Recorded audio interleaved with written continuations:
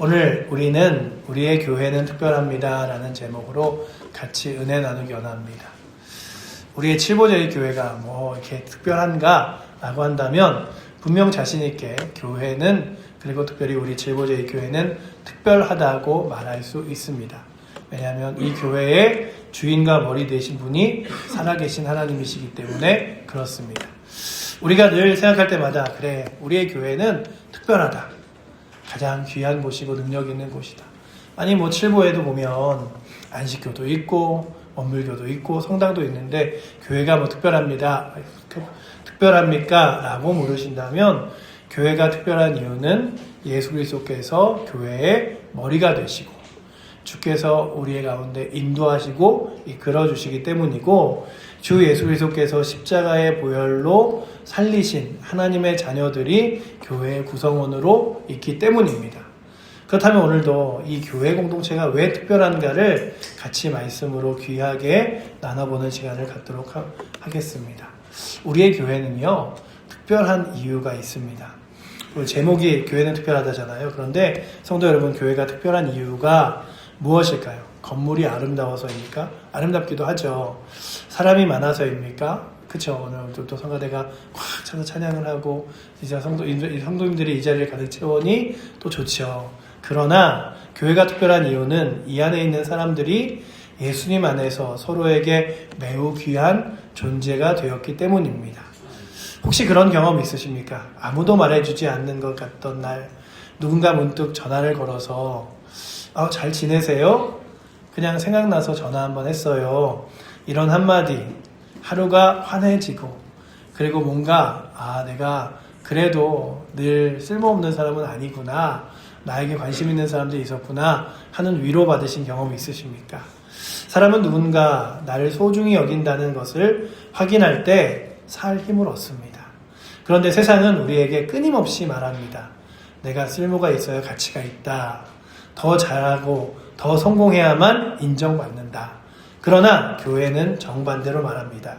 당신의 존재 그 자체가 이미 귀합니다. 예수님이 당신을 위해 목숨을 내어주셨기 때문입니다. 그래서 여러분들이 나를 기억할 때마다 내가 귀한 이유는 예수님이 나를 사랑하셔서 나를 위해 십자가에 못 박혀 죽으시고 부활하시면서까지 끝까지 나를 사랑하신다고 말씀하셨기 때문이야. 이러며 날마다 지내시기를 원합니다. 아멘. 오늘 고린도전서 12장 말씀을 통해 우리가 예수님 안에서 서로 얼마나 귀한 사람인지, 그리고 이 공동체가 우리에게 얼마나 큰 힘이 되는지를 함께 깨닫기를 바랍니다. 그리고 이 진리가 그저 이론이 아니라 초대교회부터 우리 한국교회 역사 속까지 실제 살아 움직인 능력이 있음을 함께 살펴보도록 하겠습니다. 이 말씀, 이 표를 보시면요, 세상의 논리는 이래요.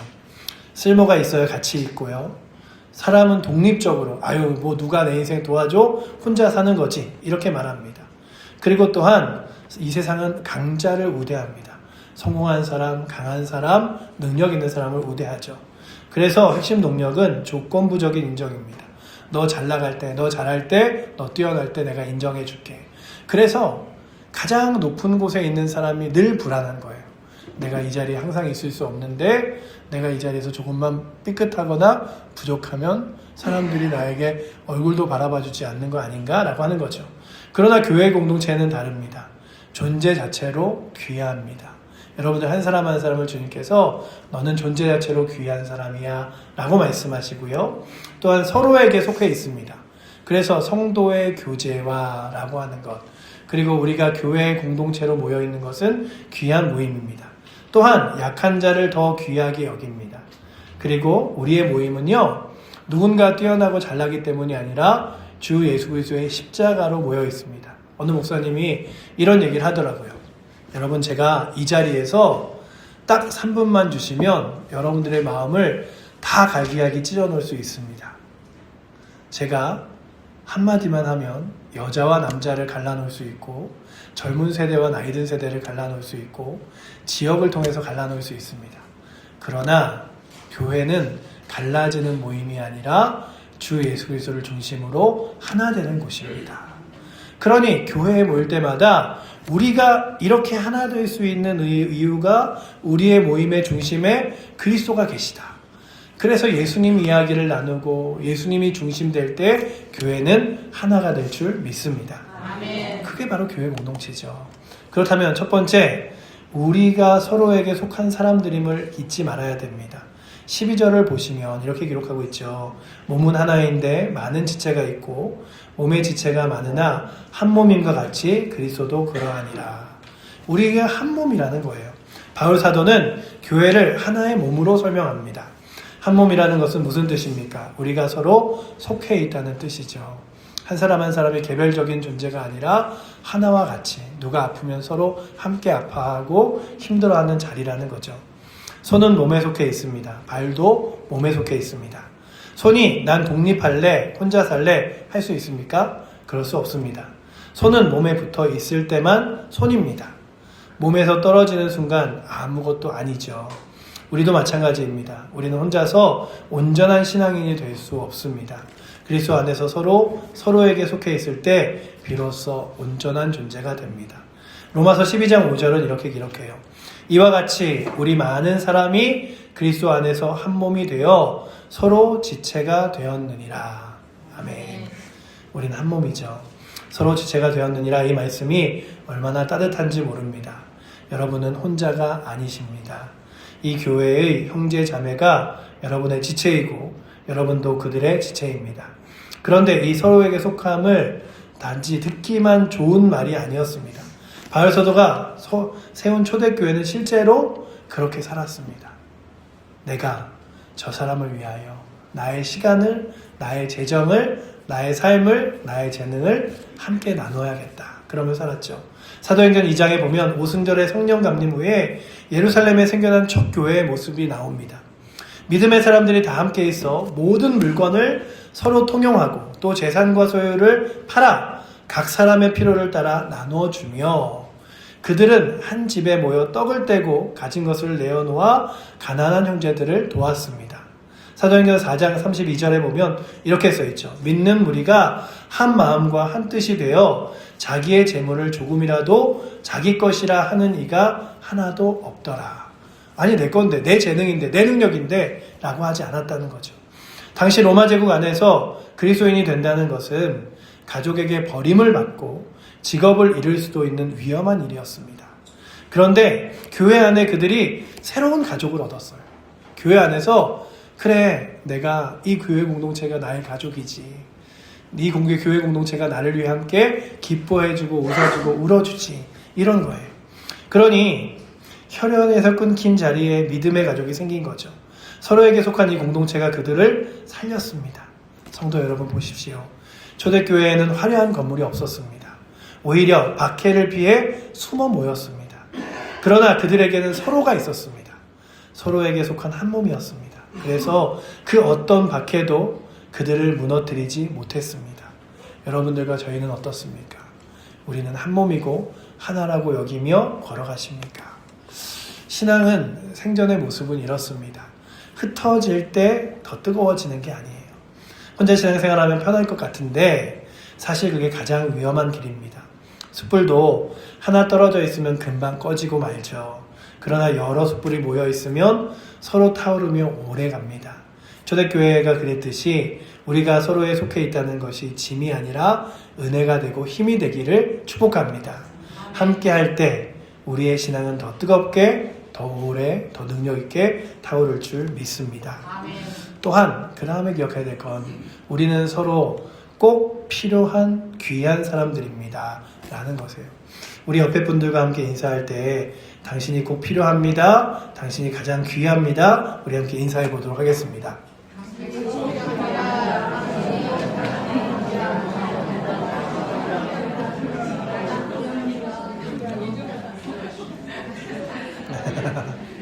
네, 저에게도 여러분 성도님 한 분 한 분이 너무나 필요해요. 교회에 이렇게 예배를 드릴 때마다 있으면 오늘 누가 오시나 안 오시나 누가 안 보이시네 그러면서 정말 한 분 한 분 한 분 자리가 너무나 필요하기도 하고 귀하기도 하고 각자에게 그런 존재가 서로에게가 되었으면 좋겠습니다. 우리가 읽지 않았지만 원래는 11절부터 27절까지 다 보려고 너무 길어서 못 봤지만 21절에 이렇게 써 있어요. 눈이 손더러 내가 너를 쓸모없다 하거나 또는 머리가 발더러 내가 너를 쓸데없다 하지 못하리라. 몸이 어떤 지체에게 너는 쓸모없다라고 말하지 못한다는 거죠. 또 다른 지체에게 너는 필요 없어라고 말할 수 없습니다. 모든 지체가 서로에게 꼭 필요하기 때문입니다. 그리고 22절에서 더 놀라운 말씀이 나오죠. 그뿐 아니라 몸이 더 약하게 보이는 지체가 도리어 요긴하고 우리가 몸이 덜 귀히 여기는 그들을 더욱 귀한 것들로 입혀주며 우리의 아름답지 못한 지체는 더욱 아름다운 것을 얻느니라. 세상은요, 귀하지 않은 것을 버려요. 세상은요, 쓸모없는 것을 버려요. 그러나 교회는 더 약해 보이는 지체가 더 귀하다고 여기고 더 정말로 연약해 보이는 지체를 통하여 함께 은혜를 받습니다. 그러니 오늘도 우리 모두가 서로에게 귀한 것, 그래서 약하게 보이는 지체가 도리어 요긴하다는 이것이 세상의 논리와는 정반대지만 세상은 강한 사람, 잘난 사람을 귀하게 여길 때 주님은 나는 이 자리에서 귀하게 여기시는구나. 여러분들이요, 나는 쓸모없는 것 같아. 내가 이제 교회에 무슨 필요가 있겠어 할 때마다 그래, 지금이 내가 하나님 앞에서 가장 요긴한 때지. 귀하게 쓰일 때지. 그래, 내가 교회를 위하여 기도해주고 예배의 자리에 나서주며 주의 영광을 위해서 성도를 위해 함께 해줘야지. 그러며 믿음의 길을 함께 걸어가실 수 있기를 원합니다. 그게 바로 우리의 모습이죠. 축구 좋아하시나요? 이제 월드컵이 얼마 안 남았습니다. 올해는 우리나라에서 우리나라가 월드컵에 출전한 이후 가장 인기 없는 월드컵으로 손꼽히고 있지만 축구라는 경기를 생각해보면 11명이 얼마나 끈끈하게 하나가 되어야 되는지를 알 수 있죠. 축구 감독 퍼거슨이라는 감독은요, 이런 말을 했습니다. 한 명의 스타가 팀을 이기게 하는 것이 아니라 팀이 함께 움직일 때 이긴다 라는 이야기를 했습니다. 골을 넣는 공격수만 중요한 게 아닙니다. 골키퍼도 수비수도 눈에 띄지 않는 물통을 나르는 선수도 후보 선수도 다 필요합니다. 그 누구도 너는 쓸모없어라고 말을 들을 수 없습니다. 교회도 똑같아요. 화려한 자리가 아니어도 조용히 기도하고 성실히 자리를 지키는 분이야말로 이 공동체를 떠받치는 가장 귀한 사람들인 줄 믿습니다. 이 진리는 초대교회에서도 그대로 나타납니다. 바울 사도가 세운 교회들이 서로 멀리 떨어져 있었지만 서로에게 꼭 필요한 지체라고 여겼어요. 그래서 예루살렘 교회가 흉년과 박해로 어려워졌을 때 멀리 떨어진 이방 교회들이 그들을 도왔습니다. 함께 모여서 재정을 돕자. 우리도 그러잖아요. 우리도 우리 교회 안에 있는 재정으로 지금 이렇게 주보해 보시면 희망의 교회도 돕고 라온 교회도 돕고 미얀마에 있는 선교사님도 돕고 우간다의 선교사님도 돕고 선원목자 병원에서 이야기하는 의료 선교도 돕고 있습니다. 그러니 교회들마다도 서로가 서로에게 필요인 뿐만 아니라 교회 안에 있는 구성원들도 서로가 서로에게 필요가 되는 귀한 자리임을 우리가 기억해야 되는 거죠. 교회 고린도후서 8장에 보면 마게도냐 지방의 교회 이야기가 나와요. 이 교회들은 자기들도 극심한 가난과 환난 가운데 있었습니다. 그러니까 부하지 않았어요. 그런데 멀리 예루살렘의 가난한 성도들이 어렵다는 소식을 듣습니다. 요즘 예루살렘 성도들이 너무 어렵대. 그러자 힘대로 할 뿐 아니라 힘에 지나도록 자원하여 고린도후서 8장 3절에 나와요. 헌금을 모았어요. 바울은 그들이 이 은혜에 참여함에 대하여 우리에게 간절히 구하였다라고 기록하고 있습니다. 돕게 해달라고 도리어 간청했다는 거죠. 하나님, 저희가 가진 건 없지만 저희가 도울 수 있게 해주세요. 저희가 섬길 수 있게 해주세요. 저희가 사랑할 수 있게 해주세요.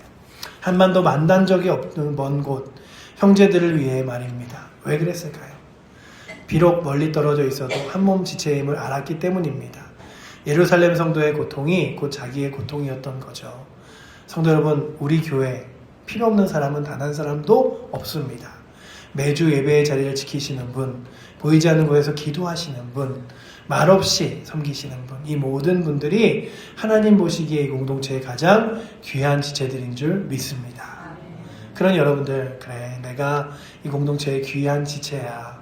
그리고 내 옆에 있는 이가 이 공동체의 귀한 지체야 라고 여기며 함께 믿음의 길을 걸어가시길 원합니다. 혹시 난 별 볼 일 없는 사람이야, 내가 없어도 교회는 잘 돌아가겠지? 라고 하신 생각을 하신 적이 있으십니까? 그 생각은 성경이 말하는 것과 정반대입니다. 하나님께서 그 많은 사람들 중에 바로 여러분들을 택하셔서 이 교회의 지체로 세우셨습니다. 여러분은 대체할 수 없는 귀한 사람입니다. 여러분의 기도 한 번에 예배의 한 자리가 하나하나가 이 교회를 살려나가는 거죠. 그러니 그래, 내가 교회를 살리는 일꾼이고 내가 하나님 나라를 세우는 일꾼이고 우리 교회의 가장 귀한 지체다 라고 여기며 이 자리를 지켜주시고 또한 기도해 주시기를 바랍니다. 그게 바로 우리의 모습이죠. 세 번째는요, 우리가 함께 울고 함께 웃는 공동체라는 거예요. 이제 오늘 본문의 결정은 막 이제 26절과 7절로 달려갑니다. 여기에 공동체에 가장 큰 힘이 담겨 있어요. 26절에는요, 만일 한 지체가 고통을 받으면 모든 지체가 함께 고통을 받고 한 지체가 영광을 얻으면 모든 지체도 함께 즐거워하느니라. 한 지체가 고통을 받으면 모든 지체가 함께 고통을 받습니다. 발가락에 가시가 박혔다고 생각해 보십시오. 그 작은 가시 하나 때문에 온 몸이 주의를 기울이고 손이 달려와서 가시를 빼냅니다. 온몸이 함께 아파하고 온몸이 함께 돌봅니다. 교회가 바로 이래야 합니다. 성도 여러분, 살다 보면 기쁜 일도 있고 슬픈 일도 있습니다. 그런데 그 슬픈 일을 혼자 짊어지는 것과 함께 함께 짊어지는 것은 완전히 다르죠. 같은 슬픔이라도 함께 울어줄 사람이 있으면 견딜 수 있습니다.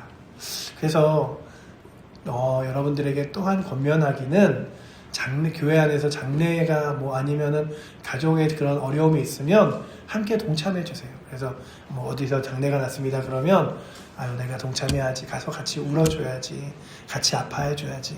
그게 바로 교회 공동체잖아요. 같은 기쁨도 함께 기뻐해 주는 사람이 있으면 2배가 되죠.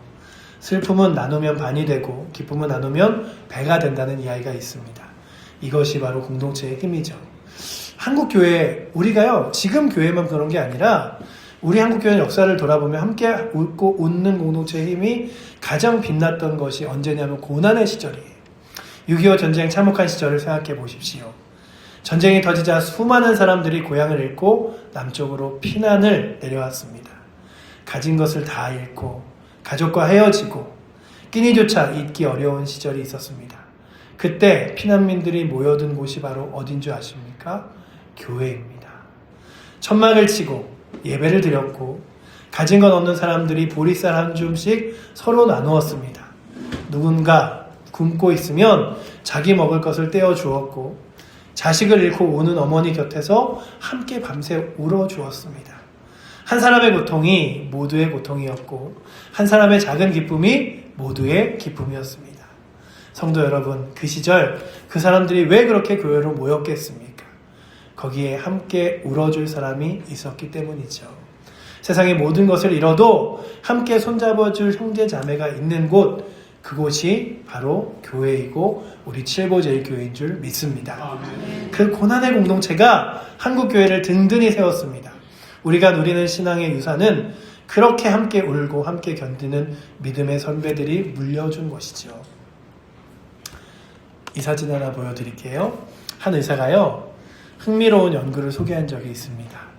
같은 병을 알아도 곁에 돌봐주고 함께 해주는 공동체가 있는 환자는 혼자인 환자의 회복 속도보다 크게 다르다는 것이었어요. 그래서 이렇게 누군가가 함께 도와주면 좋은데, 미국 미사추세츠주의 그 우스터 지역이라는 곳의 한 병원에 태어난 쌍둥이 자매입니다. 이 자매가 미숙아로 한 1kg 정도 다른 아이들보다 작게 태어났어요. 예정일보다 12주 혹은 3-4달 가까이 일찍 태어난 이들은 외부 감염을 최소화하기 위해 곧바로 각자 다른 인큐베이터 안에 들어갔습니다. 다행히 언니는 건강을 차츰 회복했으나 동생은 호흡과 심장搏동에 문제가 생겨서 생사를 오가고 있었어요. 그래서 동생이 곧 세상을 떠난지도 모른다는 생각한 부모는 마지막이 될지 모르니 2 아이를 한 인큐베이터 안에 넣어달라고 부탁했습니다. 불의 언니는 동생이 언니와 함께한 후에 그 차도가 보이는 듯 하다가 갑자기 발작을 일으키기 시작했어요. 그리고 의료진이 부모 모두가 긴장한 순간 그 언니가 동생의 어깨에 이렇게 손을 내미는 장면이 펼쳐되었습니다. 그 순간 동생이 기적처럼 발작이 멈췄고 죽을 고비를 넘겨 건강해졌습니다. 며칠 뒤에 자매는 인큐베이터에서 나와 부모님 품에 안기게 되었고요. 그 다음에 그 자매가 커서 있는 사진이에요. 여러분들, 가장 갓난 아이기 때에도 누군가가 함께 안아주고 위로해주면 그게 힘이 되는 거죠. 우리 칠보제일교회가 바로 이런 공동체가 되어야 합니다. 초대교회처럼, 그리고 고난의 시절 우리 믿음의 선배들처럼 누군가 아프면 함께 아파하고 누군가 기쁜 일이 있으면 함께 기뻐해주는 공동체. 세상은 내가 잘날 때 몰려들지만 내가 넘어지면 떠나가죠. 그러나 교회는 내가 넘어졌을 때 나아마 손 내밀어주는 사람들입니다. 이것이 세상에 결코 줄 수 없는 교회만의 선물이죠. 지금 여러분 곁에 앉은 분들을 한번 살짝 이렇게 돌아보십시오. 그분도 나름 짐을 지고 이 자리에 왔습니다. 우리는 서로 짐을 다할 수 없지만 함께 짊어질 수 있습니다. 서로 기도해주고 안부를 묻고 손을 잡아주는 것, 그것이 그리스도의 몸으로 살아가는 것입니다. 그게 바로 우리의 이야기죠. 마지막으로 우리의 이야기를 함께 나누면, 성도 여러분, 오늘 우리는 세 가지 말씀을 나눴죠. 우리는 서로에게 속한 사람들이다. 우리는 서로가 꼭 필요한 귀한 존재이다. 우리는 함께 울고 웃는 공동체이다. 그리고 이것이 그저 이론이 아니라 바울 시대 초대교회 때부터 6.25 시대 때부터 바울 시대를 거쳐 6.25 초대교회를 거쳐 6.25 때도 지금도 그렇게 교회는 그 임무와 사명을 잘 감당하고 있습니다. 우리가 서로 이렇게 귀한 이유는 무엇입니까? 바로 예수님 때문이죠. 그리스도께서 우리 한 사람 한 사람을 위해 십자가에서 피 흘리셨습니다. 세상이 나를 어떻게 평가하든 예수님은 나를 위해 목숨을 내어주셨습니다. 그리고 내 앞에 앉은 형제 자매를 위해서도 똑같이 목숨을 내어주셨습니다. 그러니 우리 서로 얼마나 귀한 사람들입니까? 야, 내 옆에 있는 사람 얼마나 귀한가. 내가 가장 사랑하는 예수님이 저 사람을 위하여 목숨을 내어주셨으니. 마무리하도록 하겠습니다. 27절을 보시면 너희는 그리스도의 몸이요 지체의 각분이라. 나는 그리스도의 몸의 한 부분입니다. 내 옆에 사람도 그렇습니다. 우리는 예수님 안에서 서로 너무나 귀한 사람들입니다. 초대교회가 그것을 알고 서로 살렸고, 교회의 시절, 고난의 시절 우리 선배들이 그렇게 알고 살렸습니다. 이제는 우리의 차례입니다. 우리가 서로에게 손을 잡아주고 함께 울어주고 함께 기뻐해주며 서로를 세워주는 거룩한 그리스도가 부르신 공동체가 되기를 축복합니다. 아멘. 우리 함께 찬양할 텐데요. 지난주에도 불렀던 208장을 함께 찬양하면서 우리의 교회가 어떤 곳인가를 다시 한번 기억해 보면서 우리 이 찬양 함께 하며 나아가도록 하겠습니다.